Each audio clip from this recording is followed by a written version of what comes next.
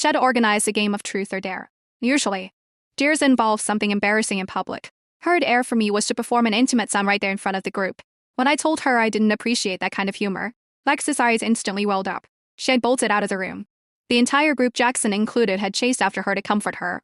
The party that was supposed to be my welcome ended with me sitting alone in a dark apartment. Jackson never brought me to another hangout unless Lexi gave the green light first. Jackson looked at me now, his jaw set. Cassie, apologized to Lexi. In the past, I would have swallowed my pride. I would have apologized just to keep the peace, to make sure Jackson didn't lose face in front of his friends. But watching him prioritize Lex's hurt feelings over the fact that he just humiliated me on the eve of our anniversary, I finally saw the truth. This wasn't a relationship. I was just an accessory to his life with his friends. I picked up my coat in the designer bag he'd bought specifically to impress his parents later this month. Jackson, I said, my voice steady for the first time in years. It's over. I mean it. I turned and walked out, my heels clicking unevenly on the pavement. As the door swung shut, I heard Lex's teasing voice drift out. Is your ball and chain actually leaving? You're not going to go full simp and chase her, are you? Jackson let out a cold snort. She's just throwing a tantrum. If I chase her now, she'll think she's won.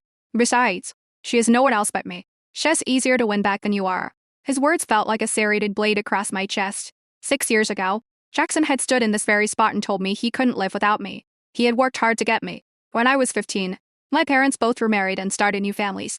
I became the legacy baggage, the kid who was shuttled between houses but belonged in neither. I grew up terrified of intimacy, terrified of building a home only to have it dismantled. I turned Jackson down 5 times. The 6th time, a man had followed me home to my apartment.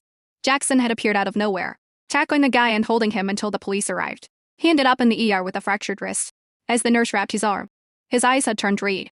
Cassie, why are you so stubborn? He whispered. Why won't you just let me protect you? My heart had disintegrated right then.